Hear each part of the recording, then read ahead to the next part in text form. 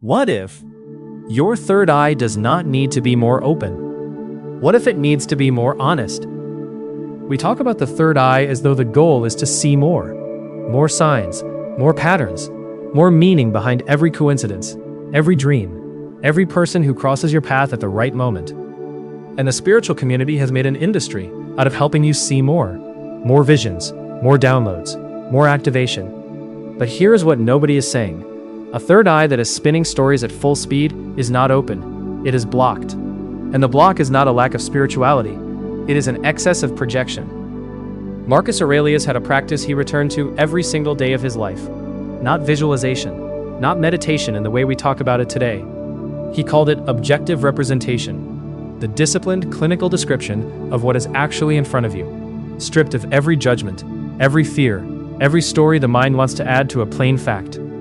That practice is the most powerful third eye tool in the ancient world, and almost nobody is talking about it. Drop this in the comments before you keep watching. I will not add a story to a fact. I will see what is, not what I fear. Say it before you hear the rest. Here is what a blocked third eye actually looks like in 2026. Someone does not respond to your message. Within 30 seconds, your mind has constructed a complete narrative. They are pulling away. You said something wrong. This is a pattern. You can already feel how this ends. The anxiety that follows is not coming from the situation, it is coming from the story. The situation is, a person has not yet responded to a message. That is a fact. One sentence. Everything else you added. Or, you make a mistake at work, a small one, correctable, but by the time your third eye is finished with it, it has become evidence of something permanent about your character, a preview of future failures, confirmation of the thing you have always feared about yourself. The fact was small, the story was enormous. This is what the Stoics called a distorted impression. An event arrives, and before you had even processed what actually happened, the mind layers it with value judgments, past associations, future projections, and emotional weight that the event itself never carried. And then, you suffer not from what happened, but from what you told yourself about what happened. Ajna, the sixth energy center, is the seat of inner vision. In Sanskrit, it means beyond wisdom, or the command center. It governs perception, discernment, clarity, and intuition.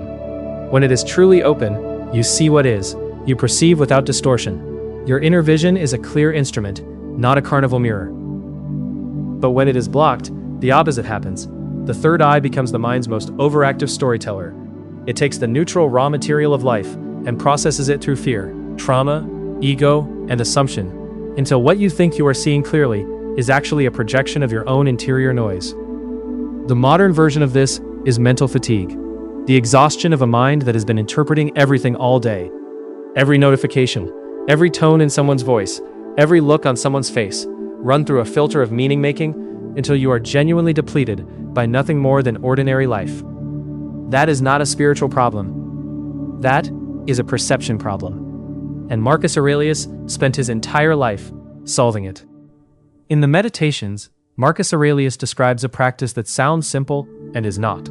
He would take an object, a situation, an event, and reduce it to its bare physical description. No judgment, no emotional framing, no story.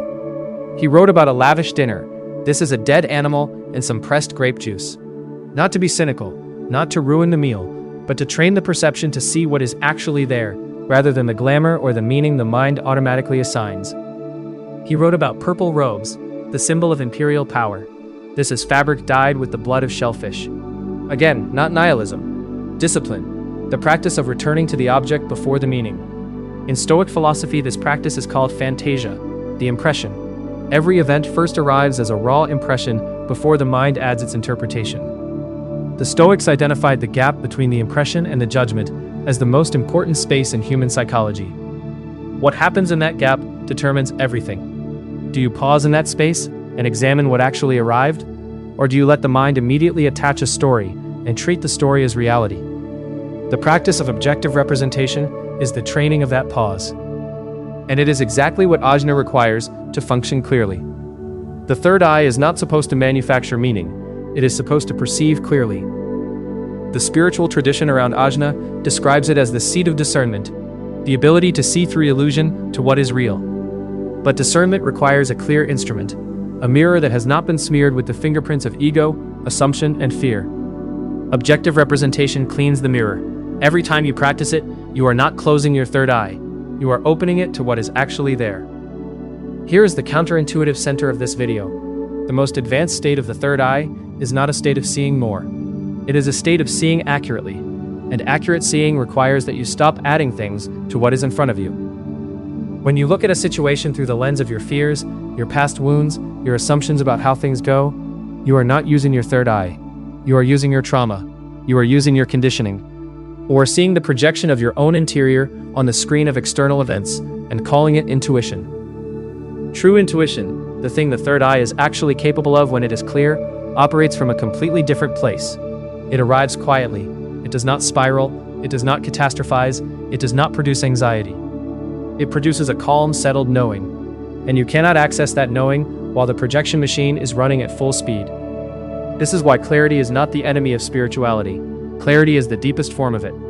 He was a man who had disciplined his inner life to the point where he could trust what he saw, because he had removed everything he had added to it. That is not a closed third eye. That is a functioning one. This is a daily writing practice. You need a notebook or your phone and 2 minutes. Do it whenever you feel the anxiety of a spinning story. Step 1. The bare description. Write down what actually happened in one sentence. No adjectives that carry judgment. No interpretation. No story. Just the event as a camera would record it. Not, my boss dismissed my idea in front of everyone and it was humiliating. But, my boss did not respond positively to my idea in a meeting. One sentence. Factual. That is the raw impression. That is what Ajna actually received before the mind started working on it. Step 2. The story strip. Below the bare description, write out the full story your mind added. Do not censor it. Let it be as dramatic as it actually was. This means, I am not valued. This is a pattern. I am going to be passed over. I should start looking for another job. Write it all down. Now look at both. The bare description is one sentence. The story is a paragraph. The suffering you were experiencing was not coming from the one sentence. It was coming from everything below it, and everything below it is something you added. Step 3. The return. Go back to the bare description. Read it again. Ask one question. What is actually in my control here? Not what does this mean? Not where is this going? What is actually in my control right now, based only on what actually happened? This question is where Ajna comes fully online. Because when you ask it from a clear perception, rather than a distorted one, the answer arrives plainly. You know what to do. Not because you have seen the future, because you can see the present without the noise. That is the open third eye. Not more visions. Cleaner ones. Drop this in the comments. My third eye does not need more visions. It needs clearer ones. The ego will always want to see more. More meaning, more signs, more confirmation that what it fears is real or what it wants is coming. It will use your third eye as its projection screen, if you allow it. Marcus Aurelius sat with the most complex problems an empire could produce, and returned every morning to the same factus. What is actually here? What did actually happen? What is actually mine to do? That is not less spiritual. That is the discipline behind a vision. Stop adding to what is. See what is.